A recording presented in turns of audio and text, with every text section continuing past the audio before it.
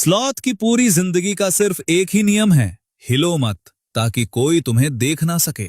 लेकिन हफ्ते में एक बार यही जानवर अपनी जान जोखिम में डालकर 30 मीटर ऊंचे पेड़ से नीचे जमीन पर उतरता है, सिर्फ पॉटी करने के लिए। और सबसे डरावनी बात यह है कि रिसर्च में जितने बड़े स्लॉथ मरते हुए दर्ज किए गए, उनमें से आधे से ज्यादा ठीक इसी वक्त मारे गए।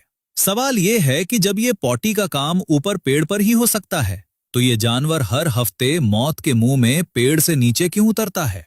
और नीचे पॉटी करने आने से ये स्लॉथ मर कैसे जाता है? तो चलिए स्लॉथ के ये अजीबोगरीब रहस्य को सुलझाते हैं। क्या आप जानते हैं कि स्लॉथ को सिर्फ एक पत्ता पचाने में 28 से 30 दिन तक लग जाते हैं? दरअसल उसका पेट गाय की तरह कई पार्ट में बटा होता है, जहां बैक्टीरिया धीरे धीरे पत्तों को गलाते रहते हैं।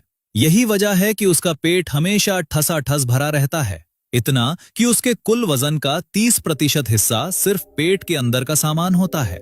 यानी बाहर से जो जानवर आपको मोटा लगता है, वो मोटा नहीं, भरा हुआ है। और उसकी बनावट तो और भी अजीब है। स्लॉथ के शरीर में अपने ही आकार के दूसरे जानवरों से करीब 30% कम मांसपेशी होती है। इसके बावजूद उसकी पकड़ एक औसत इंसान से 3 गुना ज्यादा मजबूत होती है। वो सोते हुए भी उल्टा लटका रहता है और उसकी पकड़ नहीं छूटती। अब आते हैं उस खतरनाक सफर पर। हफ्ते भर का बोझ पेट में जमा होने के बाद स्लॉथ धीरे धीरे नीचे उतरता है।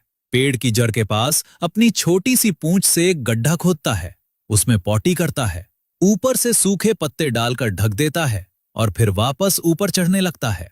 इस काम में वो करीब 30 मिनट जमीन पर रहता है और यही उसकी जिंदगी के सबसे खतरनाक 30 मिनट होते हैं, क्योंकि जमीन पर वो न भाग सकता है न लड़ सकता है और एक ही बार में वो अपने वजन का 30% तक हल्का हो जाता है। तो आखिर ये खतरा वो उठाता क्यों है? दरअसल 2014 की एक रिसर्च कहती है कि स्लॉथ के बालों में एक पूरी दुनिया बसती है। उसके फर में खास किस्म के पतंगे रहते हैं। जब स्लॉथ नीचे उतरता है तो मादा पतंगे उसके बालों से उड़कर उसी ताजी पॉटी में अंडे दे देती हैं और बाद में उनसे निकले नए पतंगे उड़कर किसी स्लॉथ के बालों में जा बसते हैं। ये पतंगे उसके फर में नाइट्रोजन बढ़ाते हैं, जिससे उसके बालों पर हरी काई उगती है और वही काई स्लॉथ चाटकर खा जाता है, क्योंकि उसमें पत्तों से 3 से 5 गुना ज्यादा फैट होता है। यानी स्लॉथ अपनी ही पीठ पर एक खेत उगाता है और हफ्ते में एक बार उस खेत में खाद डालने नीचे उतरता है। पर यहाँ एक पेच है। कई साइंटिस्ट इस थ्योरी को मानते ही नहीं। कुछ कहते हैं कि वो अपने पेड़ को खाद देने उतरता है, कुछ कहते हैं कि पॉटी को दबाकर वो अपनी गंध छुपाता है ताकि शिकारी उसे ढूंढ ना सकें। सच ये है कि आज तक इसका पक्का जवाब किसी के पास नहीं है। अब जानते हैं कि इन 30 मिनटों में वो मरता कैसे है। दरअसल जमीन पर पहुंचते ही स्लॉथ की तीनों ढाल एक साथ टूट जाती हैं। पहली ये कि स्लॉथ जमीन पर चल ही नहीं सकता, क्योंकि उसके शरीर में अपने ही आकार के जानवरों से करीब 30% कम मांसपेशी होती है और उसके पैर उसके अपने शरीर का वजन तक नहीं उठा पाते। इसलिए वो पेट के बल सिर्फ आगे के पंजे गड़ा गड़ा कर खुद को घसीटता है। 1 मिनट में मुश्किल से 1 से 3 मीटर, यानी एक कमरा पार करने में उसे कई मिनट लग जाते हैं। भागना तो दूर की बात है। दूसरी कमजोरी उसकी आंखें हैं।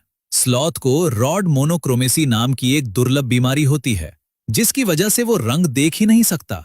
उसे सब धुंधला दिखता है और तेज धूप में तो वो लगभग अंधा हो जाता है। मतलब जगुआर सामने खड़ा हो तो भी उसे ठीक से दिखता नहीं। और तीसरी सबसे बड़ी बात, पेड़ पर उसके बालों पर उगी हरी काई उसे पत्तों में गायब कर देती है, पर जमीन की खुली भूरी मिट्टी पर वही हरा भूरा ढेर दूर से साफ नजर आता है। और चूंकि यहां उसे हिलना ही पड़ता है, उसका छुपने वाला हथियार भी बेकार हो जाता है। ठीक इसी मौके का इंतजार करते हैं जगुआर, ऑसिलॉट, प्यूमा और बोआ जैसे सांप। स्लॉथ लड़ने की कोशिश करता है, अपने लंबे नाखून चलाता है, काटता भी है, पर जब तक वो हाथ उठाए तब तक सब खत्म हो चुका होता है।